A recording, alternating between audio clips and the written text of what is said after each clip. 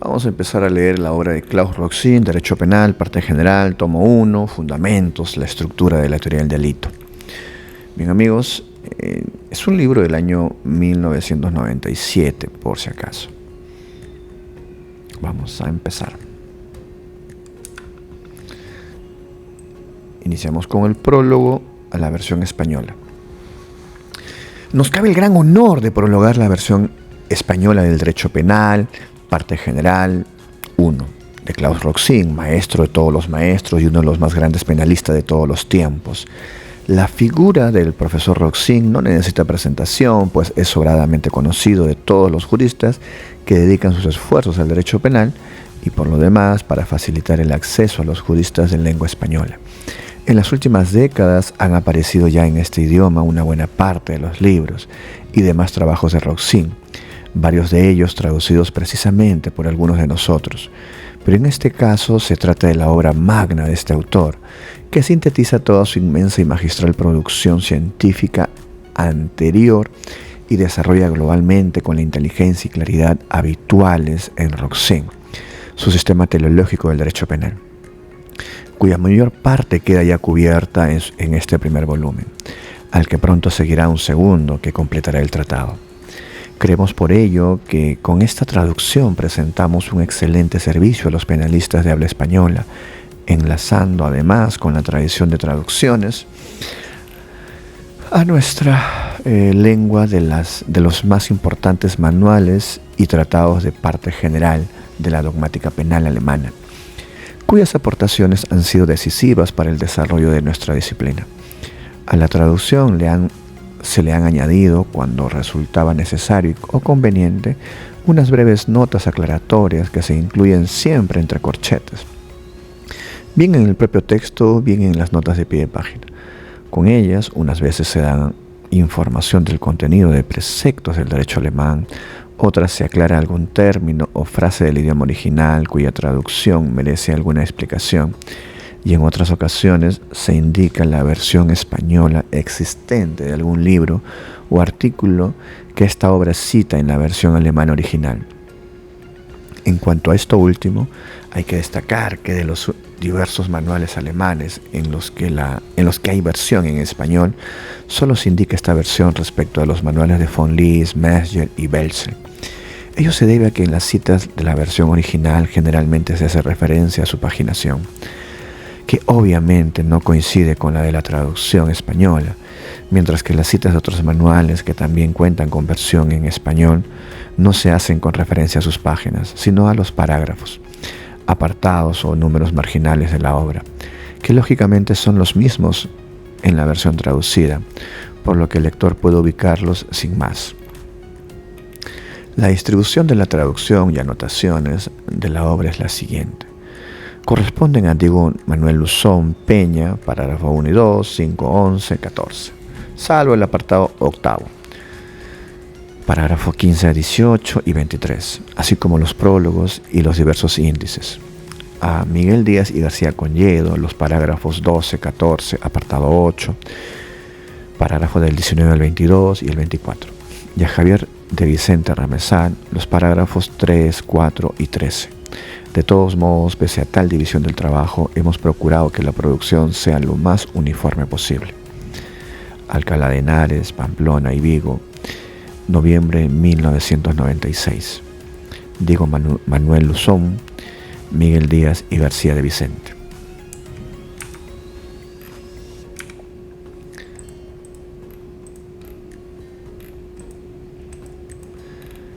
Prólogo a la segunda edición de la versión original. La primera edición de esta obra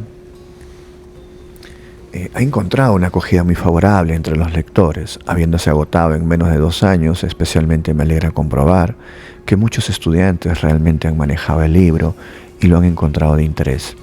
Y para aquellos que no se limitan a retener los datos de conocimientos más imprescindibles para el examen, sino que realmente quieren comprender y reflexionar a fondo sobre los problemas y sus pros y contras, el gran manual sigue constituyendo, en mi opinión, un valioso medio auxiliar de estudio. La segunda edición ha sido reelaborada y puesta al día con las últimas novedades en todas sus partes, habiéndose tenido en cuenta la jurisprudencia y doctrina hasta finales del otoño de 1993, y a veces hasta más recientemente incluso. Espero que el lector no se asuste por el hecho de que la nueva edición supere en más de 200 páginas la extensión de la primera edición, pues la principal causa de la mayor extensión ha sido realmente la elección de una tipografía mayor para facilitar la lectura del texto. Quiero dar las gracias a todos aquellos que me han vuelto a ayudar en esta edición. En primer lugar al señor Harald Niedermayer, pero también a los señores Dr. Manfred Heinrich, Christian Jäger, Klaus Andreas Fischer, Christopher Nauber, así como a mi secretaria, la señora Marlies Kotting. Múnich, marzo 1994, Klaus Roxen. Prólogo a la primera edición de la versión original. El presente libro es el primer tomo de una exposición estructurada en 2 tomos de la parte general de nuestro derecho penal. Los fundamentos se contienen en los parágrafos 1 al 7. En ellos se trata, entre otras cuestiones, del concepto y misión del derecho penal, las teorías de la pena y sus trasfondos político-criminales, la historia del derecho penal desde 1871 y su reforma, así como la evolución y significado de la dogmática jurídico-penal y del sistema del derecho penal. En los siguientes parágrafos 7 al 24 se expone la estructura de la teoría del delito desde la acción, pasando por la teoría del tipo, la antijuricidad y la responsabilidad, hasta los restantes presupuestos de la punibilidad y los delitos imprudentes. En un segundo tomo se discutirán sobre todo las formas especiales de aparición del hecho punible, tentativa, participación, omisión, así como la medición de la pena y el sistema de sanciones. Debo al lector unas palabras sobre el objetivo de mi libro y sobre aquellos rasgos en que se distingue, al menos en mi intención, de los otros excelentes libros de que ya disponemos sobre parte general.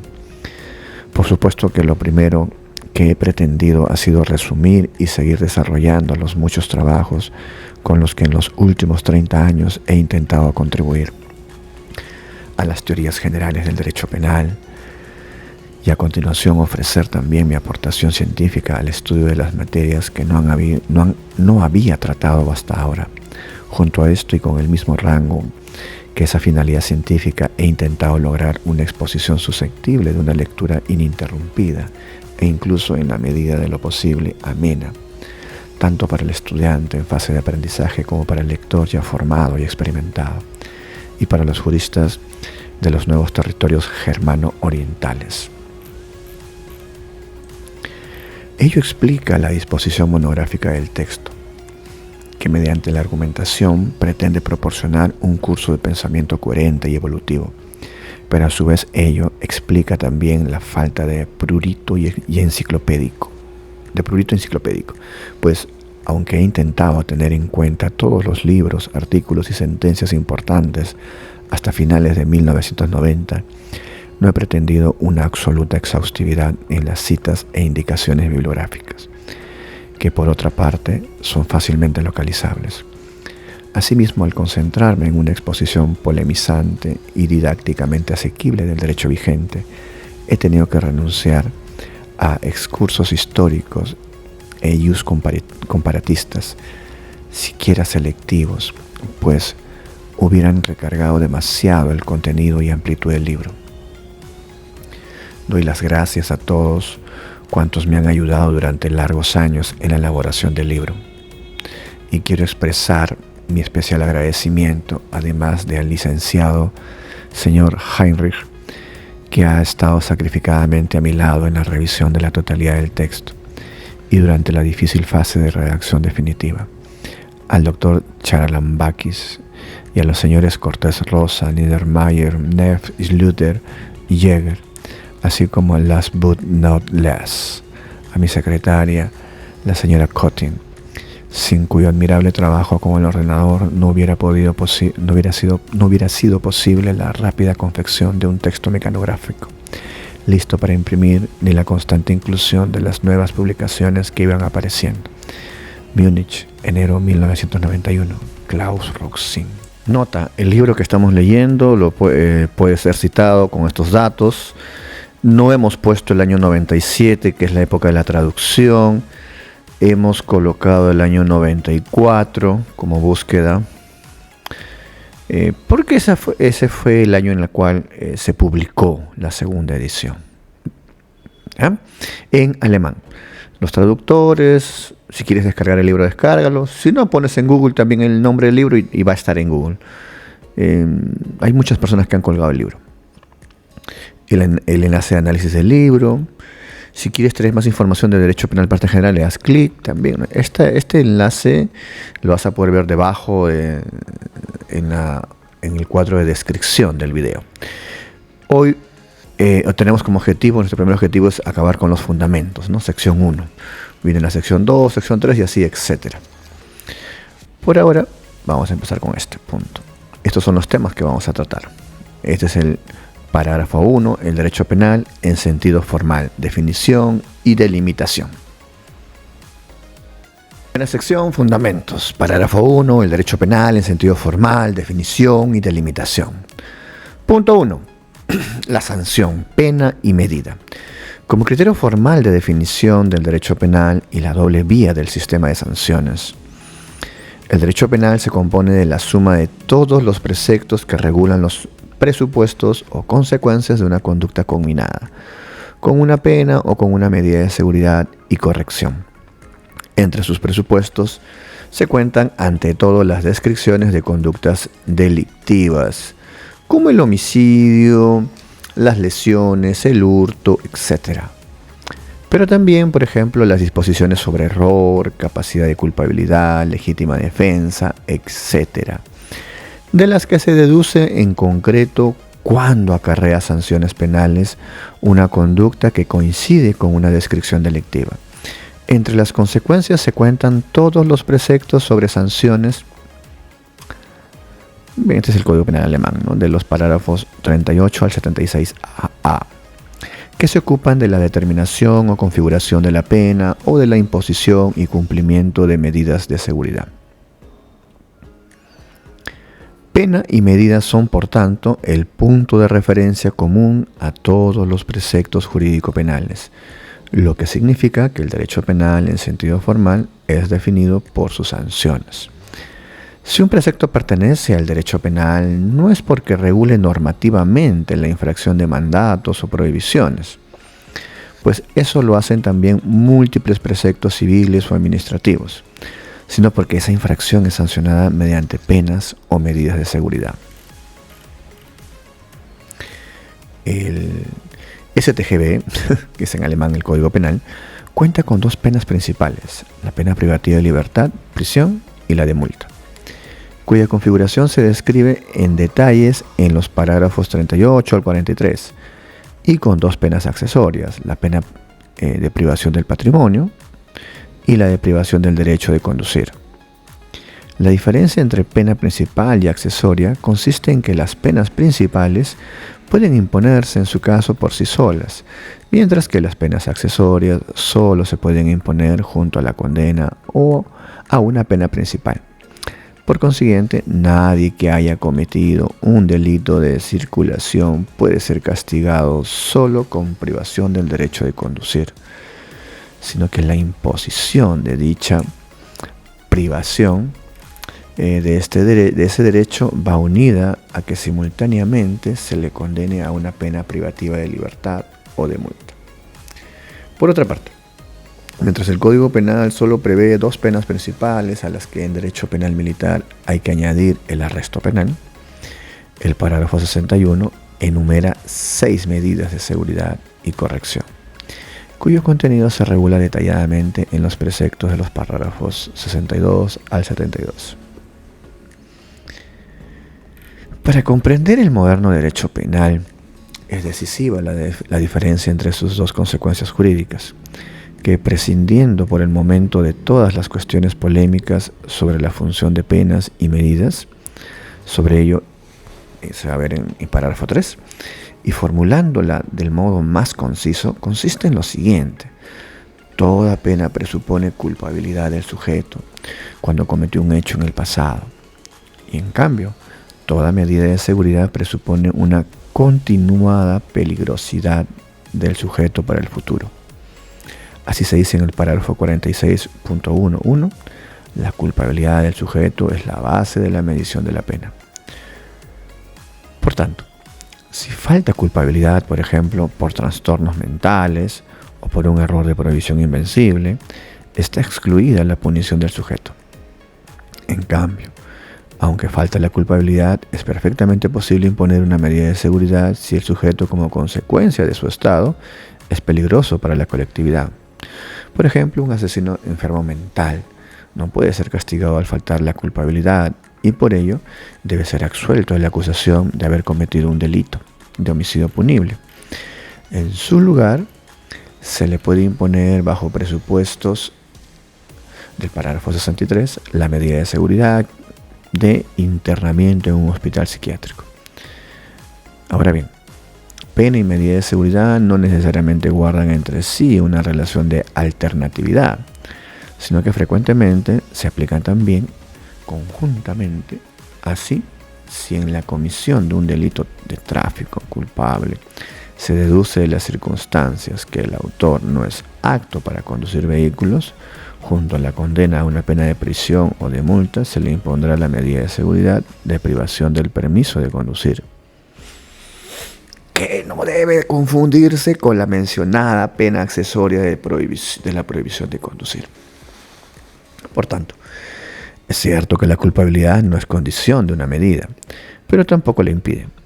Más bien, sucede que la culpabilidad como presupuesto de la pena y la peligrosidad como presupuesto de la medida se encuentran entre sí en relación de dos círculos secantes, por lo que pena y medida pueden presentarse respectivamente como consecuencia jurídica por sí sola, pero también conjuntamente. De lo anterior se desprende que la denominación generalmente acuñada de derecho penal realmente es incorrecta. Más exactamente debería llamarse derecho penal y de medidas, pero la restrictiva denominación derecho penal, que por razones de sencillez también se va a seguir, aquí históricamente se explica por el hecho de que las medidas no se introdujeron en el antiguo Código Penal de 1871. Hasta un momento relativamente tardío, concretamente por ley del 24 de noviembre de 1933. Por tanto, la pena había sido antes la única sanción de la ley. Desde la introducción de las medidas se habla en derecho alemán de un sistema de doble vía, por contraposición de los sistemas de única vía o monistas, que o bien solo conocen penas o solo medidas. Político-criminalmente, las medidas se basan en que la pena, debido a su vinculación a la culpabilidad, solo puede cumplir insuficientemente la misión de protección de la sociedad. El sujeto no culpable, pero peligroso, no puede ser castigado. Pero no obstante, en interés de la población y concretamente mediante la imposición de una medida, se le puede impedir que cometa otros hechos punibles. En caso de escasa culpabilidad, es cierto que sigue siendo posible una pena, pero frecuentemente la misma no basta para la defensa frente a los peligros procedentes del autor. Y entonces hay que prevenirlos mediante una medida prevista en la ley. Por consiguiente, las medidas coinciden con una ineludible necesidad social. Por ello, pese a su introducción en el año 1933, no se basan en el patrimonio ideológico nacionalsocialista, sino en trabajos previos de las décadas anteriores, y han sido también mantenidas y desarrolladas en la reforma del derecho penal. La mayoría de los códigos penales modernos se basan hoy en el principio de la doble vía. 2. El derecho penal como derecho público, medidas disciplinarias, multas y sanciones administrativas como sanciones no penales. Dado que el derecho penal, a diferencia del derecho civil, no se basa en el principio de equiparación, sino en el de subordinación del individuo al poder del Estado, que se le enfrenta ordenándole mediante la norma penal, es parte integrante del derecho público, Si no obstante, por lo general se divide la materia jurídica en los tres grandes campos del derecho civil: el derecho público y el derecho penal.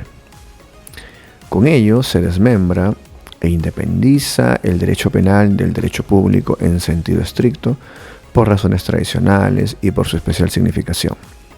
Pero ello no cambia para nada su pertenencia sistemática al derecho público en sentido amplio.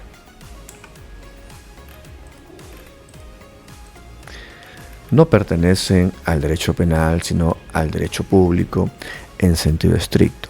Aquellos preceptos que combinan la conducta antinormativa con otras sanciones distintas a las del derecho criminal.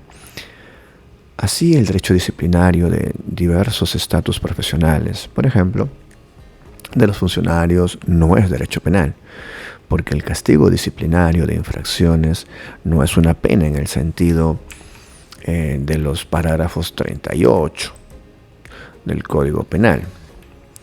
Igualmente, el derecho de las contravenciones regulado en la OWIG, cuyas disposiciones en parte son similares o iguales a las del derecho penal, tampoco es derecho penal, ya que sus tipos solo permiten el castigo con una multa administrativa. Y por ejemplo, las sanciones que se imponen por desobediencia o conducta indebida ante un tribunal tampoco son penas en el sentido del derecho criminal, aunque consistan en privación de libertad o en pagos dinerarios. Por eso el legislador, respecto de esas que antes se denominaban penas de orden, para evitar malentendidos, hoy habla tan solo de medios de orden: arresto de orden y multa de orden. De modo absolutamente general, el legislador está obligado a utilizar los conceptos de pena de privación de libertad, de arresto, de orden y de multa, solo para sancionar delitos. Punto 3. Derecho penal accesorio. Por otra parte, el ámbito del derecho penal va mucho más allá del Código Penal. Existe un número extraordinariamente grande de leyes de todos los campos del ordenamiento jurídico que sancionan con pena la vulneración de determinados preceptos contenidos en ellas.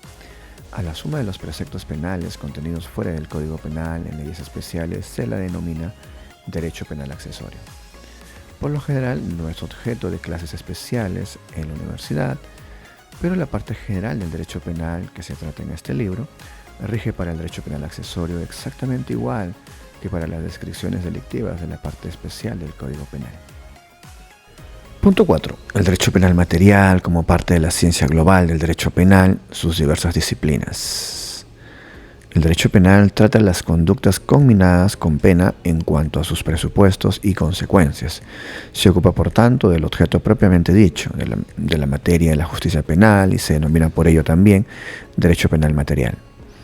Este derecho penal material debe delimitarse de otros campos jurídicos emparentados, que solo junto con el derecho penal regulan legalmente todo el campo de la justicia penal y que hacen del hecho, el autor y la persecución penal el objeto de los esfuerzos legislativos y científicos. Los más importantes de esos campos jurídicos vecinos son el derecho procesal penal, el derecho de la medición de la pena, el derecho penitenciario, el derecho penal juvenil y la criminología.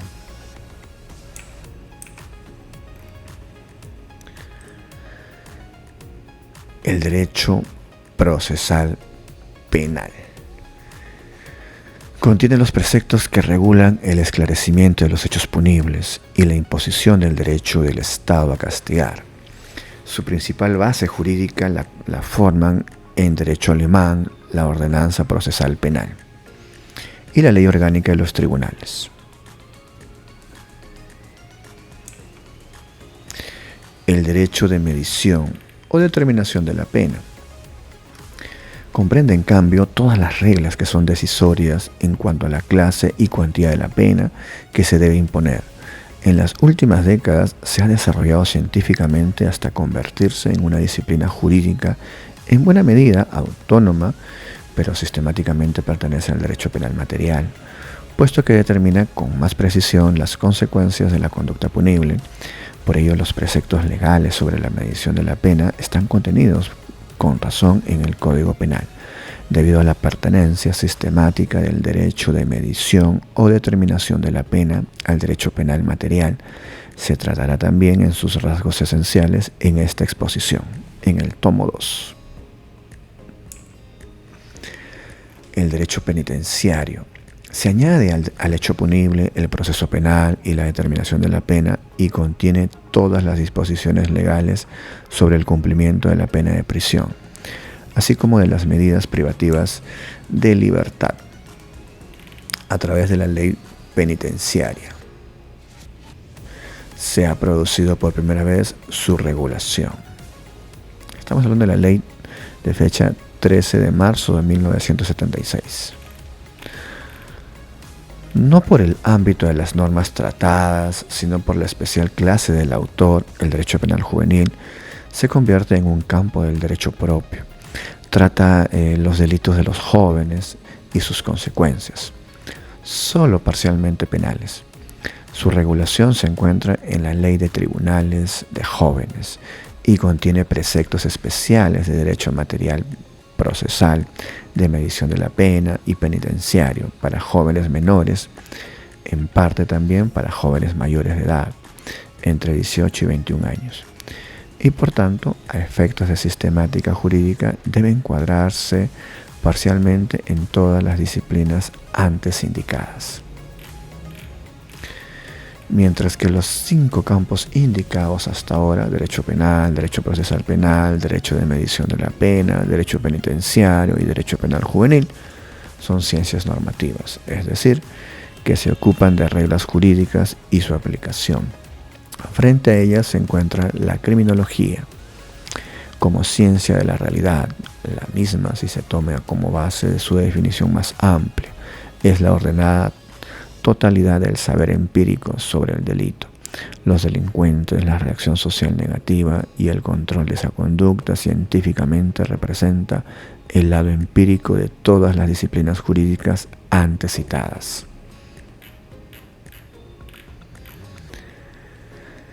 Si al derecho penal material se le añaden los campos jurídicos expuestos en los numerales 9 a 13, se puede denominar la suma de sus contenidos como la ciencia global del derecho penal.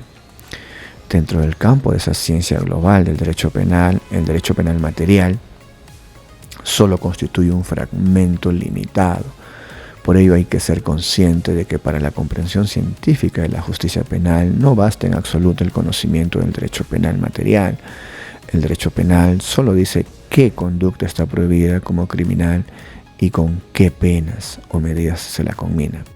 Pero este conocimiento le aprovechará poco a quien no sepa si y con qué requisitos se puede llevar a cabo una pretensión penal estatal, o según qué puntos de vista debe determinarse una eventual pena, cómo debe cumplirse, en dónde radican las causas reales de la criminalidad y cómo se puede reconducir lo más posible al delincuente al camino de la legalidad.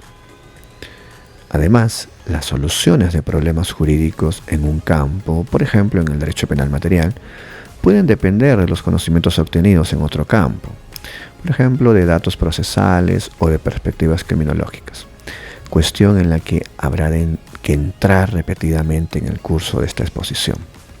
Un derecho penal moderno no es imaginable sin una constante y estrecha colaboración de todas las disciplinas parciales de la ciencia global del derecho penal. Sin embargo, ciertamente el derecho penal material es, en cierto modo, la ciencia base de todo ese campo jurídico, pues la punibilidad de una conducta que debe determinarse según sus reglas es, y ello vale en lo sustancial, también para el campo del objeto de la criminología, concebido por la mayoría de los autores de modo algo más amplio, es el presupuesto para que las demás ciencias al servicio de la justicia penal puedan siquiera ocuparse del caso.